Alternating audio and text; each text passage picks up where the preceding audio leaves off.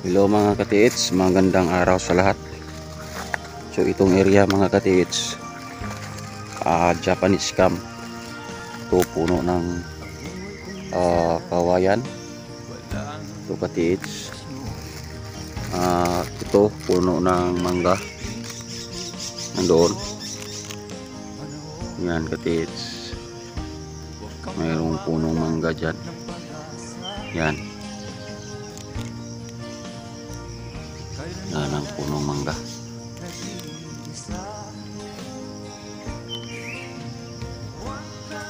So puntahan natin ang mga story nila dito mga katiits sa may-ari ng lupa. Sobrang ganda itong area mga katiits. So, itong mga dahon mga katiits, yan ang natawag na bugang. Ito ang kahoy na tinatawag na alangit-ngit. Yan ang nilang patalandaan. So dito daw mga pundok-pundok na bato dito. Tapos doon sa unahan pundok-pundok na bato. Tapos doon pundok-pundok na bato. So naka-triangle. So ang giveaways ang ating hinanap dito mga katiits. Ang giveaways. So dito ang markers na giveaways mga katiits.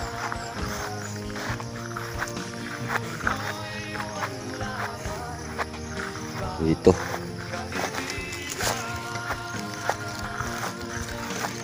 Yan katiits. Arrow sign mga katiits. Dot sa ulahi. Yan. Arrow sign. Yan. Dot sa ulahi. Yan. Follow up niya mga katiits. So, paanang bata directional dito. Yan.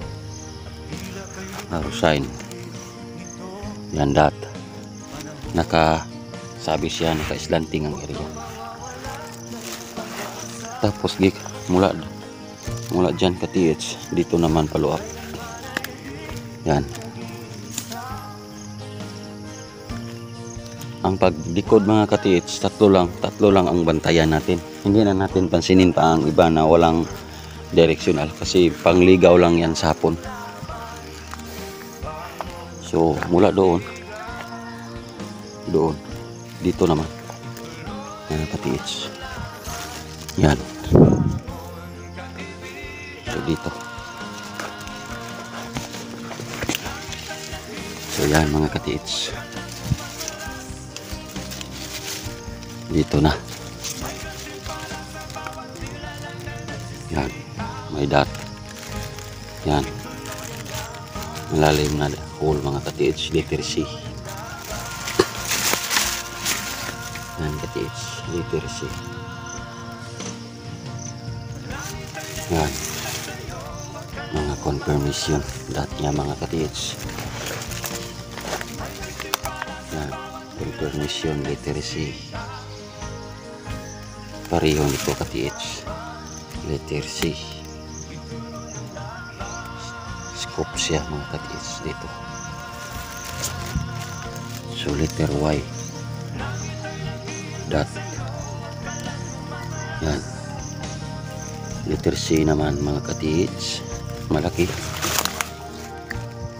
Yan. Letter C na malaki. Yan. So, ibig sabihin nandito ang giveaways. Hanapin natin mga anchor lock, ang mga anchor sign.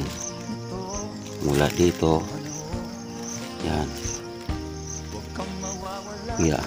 Diyan siya nagturo katiits, nakatayo ang bato. So may tendency katiits nandoon ang deposit. Nandoon nakabaon dyan. Nakatayo siya. Tapos dito siya siya ang nagharap itong bato. Yan, direction mga katiits. So yan lang ang ating pansinin. Ang ibang mga sign, kung pansinin mo yan, wala nang kwenta yan mga katiits. Kasi marunong ang mga hapon. Yan ang katunayan mga katiits. Ang pag-remap at hindi natin kalimutan ang alalay sa ating gamit. So positive yun mga katiits na nandito lang ang binaon. So nagkatayo ang bato.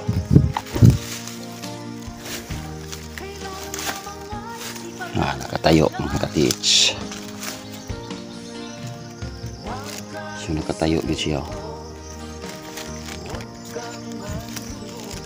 Yan o.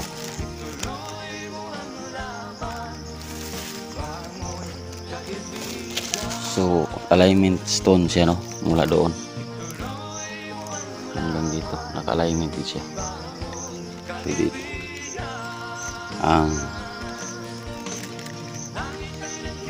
prospected natin mga katiits nga dito ang deposit.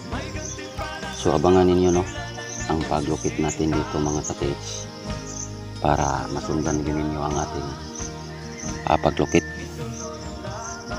So yan lang, no, hindi na pwede na mag remap pa kang sukat-sukat, mag basahin mo ang lahat ng mga markers. Walang kwenta yan ang pagbasa-basa.